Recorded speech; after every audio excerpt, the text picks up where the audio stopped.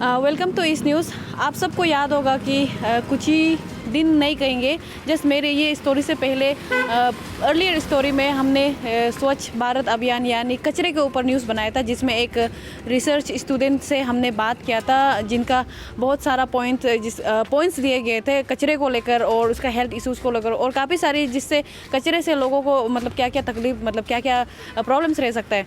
तो जिसको लेके उन्होंने ये भी बोला था कि डीसी की तरफ से एक ऑर्डर दिया गया था उसके बाद दोनों मीटिंग के बाद में, जिसमें ये लिखा गया था कि आईएमसी को इस कचरे के जितने डंपिंग्स एरिया को लेकर सफाई करने के लिए ऑर्डर्स कुछ दिए गए थे। मगर हमने देखा है कि ग्राउंड में जाके जब हमने पाया है कि उसका इम्प्लीमेंट कुछ नहीं किया गया। लगभग ऑर्डर जो 22 को दिया गया था और 24 आवर्स विदिन 24 आवर्स के अंदर बोला गया था, मगर अभी लगभग आज 27 हो गए हैं और लगभग बहुत दिन जा चुका है। तो उसी रिलेटेड में हम आज डीसी ऑफिस आए हुए हैं और चलिए सीधे चलते हैं और उन्हीं से इस इशू के बारे जानते हैं और डिटेली, और उनका क्या कहना है इसके ऊपर। आइए हमारे साथ। देखिए, एक होता है म्युनिसिपल कॉरपोरेशन। जो म्युनिसिपल कॉरपोरेशन जो है उनको दिया गया है कि रिस्पॉन्सिबिलिटीज़ जितना भी गार्बेज है कैपिटल का उनको साफ़ सफाई करना है। वो म्युनिसिपल में कॉरपोरेटर्स लोग भी है और उन लोग का मेयर डिप्टी मेयर लोग होता है। जब से मुझे खबर मिला कि एक रिटन कंप्लेंट दिया था, गार्बेज को लिफ्टिंग नहीं कर रहा है, बहुत दिनों से पड़ा हुआ है, तो हमने 133 सीआरपीसी को इन्वोक करके 24 आवर्स का अंदर में उसको हटाने के लिए ऑर्डर दिया था।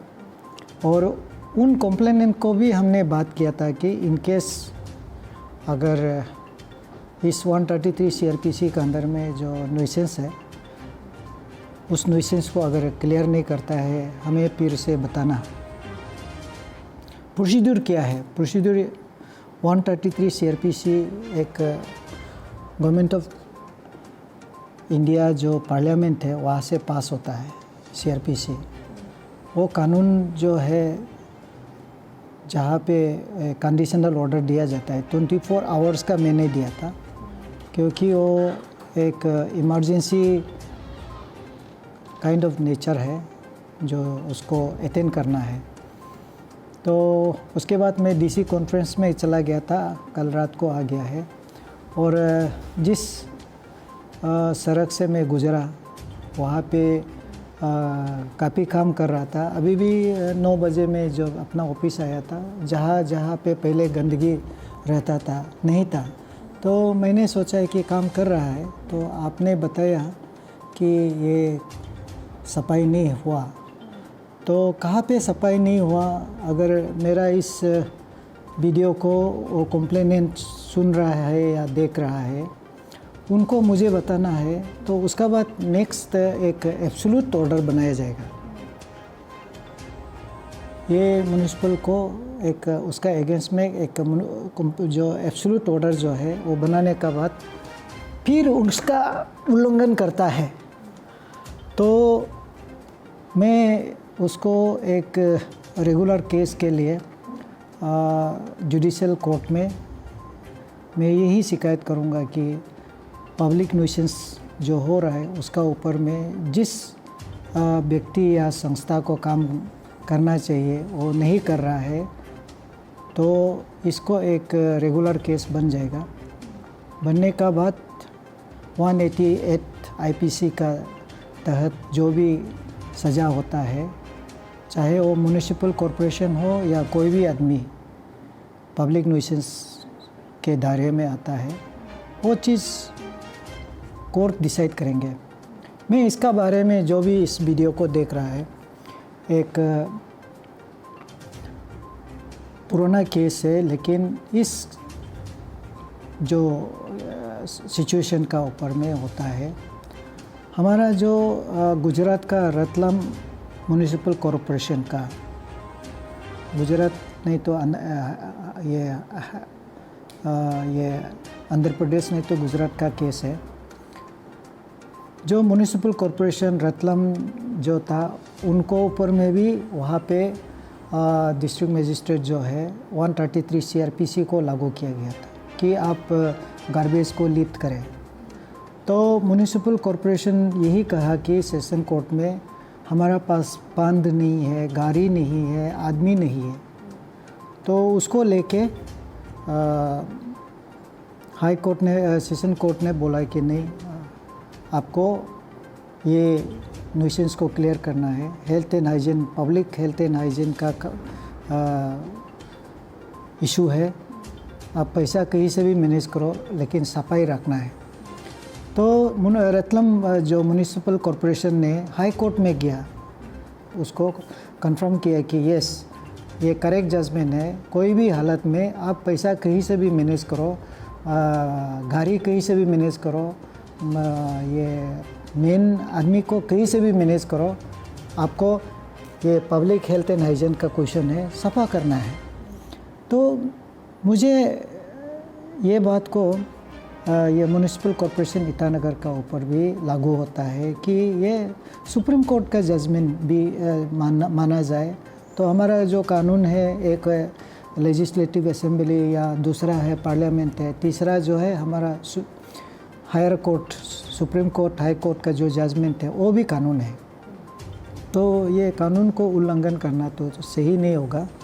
और मैंने जहाँ तक देखा है तो उस सभी जगह में साफ़ सफाई तो हुआ है। अभी अब जैसे बताया, यहाँ मेरा ऑफिस आने का जगह में भी सफाई हो रहा है सुबह 9 बजे में।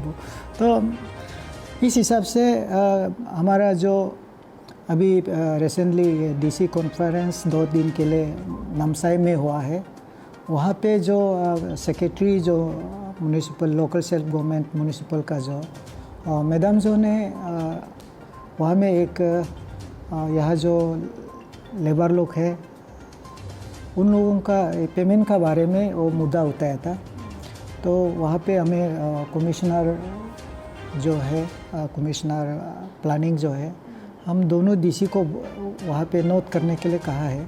तो मैं आज आया ऑफिस में, मैं अभी जैसे ही समय मिलने से पता करूँगा कि कमिश्नर आईएमसी को कि वेजेस का कुछ इशू है कि नहीं। होने से मैं सरकार को लिख दूंगा कि वेजेस का ये इशू है, तो मैन पावर का कुछ होने से तो इसको रिजॉल्व किया जाएगा।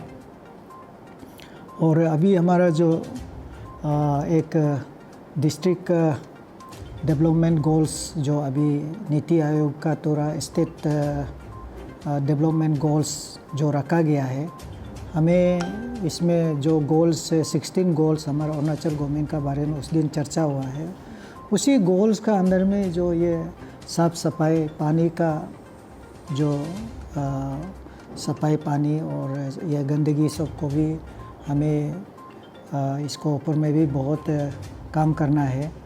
और इस गोल में जो साफ़ सफाई का गोल का ऊपर में ये हमारा एक बहुत बड़ा मुद्दा है, इशू है। तो उनका गलती को भी हम सॉल्व नहीं कर पाता है, क्योंकि हर सॉल्यूशन को जानने के लिए हमको करेक्ट डाटा ठीक टाइम में चाहिए। अभी गार्बेज नहीं उतार पा रहा है, क्यों बोलेगा कि हम पूछेगा या वो हमको रिपोर्ट करेगा सर कि गाड़ी नहीं है, या गाड़ी में तेल नहीं है, या ड्राइवर बीमार हो गया।